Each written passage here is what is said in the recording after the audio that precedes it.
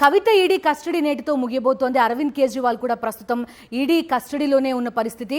So Arvind Kejriwal ఎంతకాలం ED లాకప్లో ఉండబోతున్నారు, ఆయన రాజకీయ భవిష్యత్తు ఏం కాబోతోంది, దీని ఎఫెక్ట్ ఇండియా కూటమి పైన ఏ విధంగా ఉండబోతోంది, లోక్సభ ఎన్నికల ప్రచారం బాధ్యతలు వీటన్నిటినీ కూడా 100% ఇలా ఈడీ కస్టడీలోనే ఉండి అరవింద్ కేజ్రీవాల్ నిర్వహించాల్సిన పరిస్థితి ఉంటుందా, ఆప్ని ఈడీ కస్టడీ ఎంతవరకు ప్రభావితం చేయబోతోంది, వీటన్ని అంశాల గురించి ప్రస్తుతం చర్చ జరుగుతోంది. ఈడీ అదేవిధంగా ఈ కేసులో అరవింద్ కేజ్రీవాలే కీలకమైన నిందితుడు అని కూడా ప్రకటించడం మనం చూస్తున్నాం.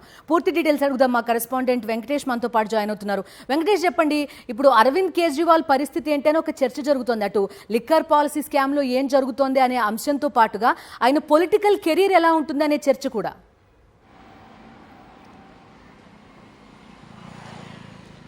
ఢిల్లీ లిక్కర్ కేసులో అరవింద్ కేజ్రీవాల్కు 6 రోజుల ఈడీ కస్టడీ విధించింది. ఆయన రిమాండ్ను రిజెక్ట్ చేయాలని కేజ్రీవాల్ వేసిన పిటిషన్ను తిరస్కరించింది. ఆ నేపథ్యంలో నిన్ననే ఆయనను ఈడీ కస్టడీకి తరలించారు. సో 6 రోజుల పాటు ఈడీ కస్టడీలో ఉండబోతున్నారు. ఈ నేపథ్యంలో ఢిల్లీ ప్రభుత్వం పరిస్థితి ఏంటి, ఆమ్ ఆద్మీ పార్టీ పరిస్థితి ఏంటి అనేది ఒక చర్చ మొదలైంది.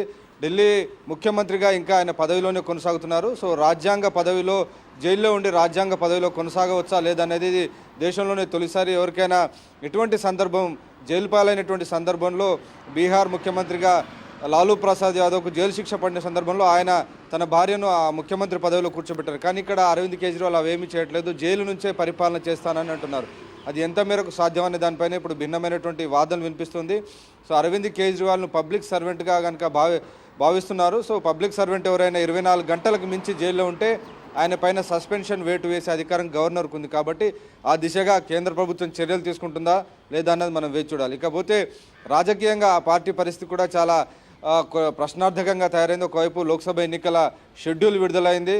అలాగే ఇటు ఢిల్లీలోను పంజాబ్లో కూడా ఆ పార్టీ ప్రభుత్వంలో ఉన్నటువంటి నేపథ్యంలో అక్కడ ప్రచారానికి ఎవరు వెళ్తారో ఆ పార్టీలో ఉన్నటువంటి నెంబర్ 1, నెంబర్ 2, నెంబర్ 3 అందరూ కూడా ప్రస్తుతం జైల్లోనే ఉన్నారు.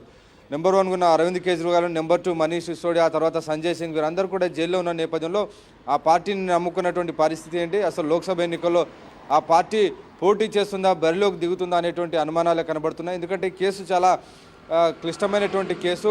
Prevention of money laundering act కింద అరెస్ట్ అయితే ఈ కేసులో బెయిల్ దొరకడం చాలా కష్టం. అరవింద్ కేజ్రీవాల్కు వ్యతిరేకంగా చాలా సాక్ష్యాలు, వాంగ్మూలాలన్నీ కూడా నిన్న వాటిని ఈడీ ప్రవేశపెట్టింది. అలాగే నిన్న ఇచ్చినటువంటి ఈడీ తీర్పులో, కోర్టు ఇచ్చినటువంటి తీర్పులో చాలా కీలకమైనటువంటి అంశం, నేరుగా ఆన్ రికార్డ్ ఎవిడెన్స్ అరవింద్ కేజ్రీవాల్కు వ్యతిరేకంగా లేనప్పటికీ ఇలాంటి ఆర్థిక నేరాల్లో చాలామంది డార్క్లో అంటే చీకట్లో ఈ వ్యవహారాలు నడుపుతారు. కాబట్టి నేరుగా వారికి సంబంధం ఉండదు, సర్కమ్స్టాన్షియల్ ఎవిడెన్స్ తీసుకొని వీరిని మనం ప్రూవ్ చేయాల్సి ఉంటుందని నిన్న కోర్టు అభిప్రాయపడిన నేపథ్యంలో అరవింద్ కేజ్రీవాల్కు ఈ కేసు నుంచి ఇప్పట్లో విముక్తి లభించేటువంటి అవకాశం కనబడుతుంది. ఇంకొక ప్రధానమైనటువంటి అంశం, ఈరోజుతో కవిత ఈడీ కస్టడీ ముగుస్తుంది.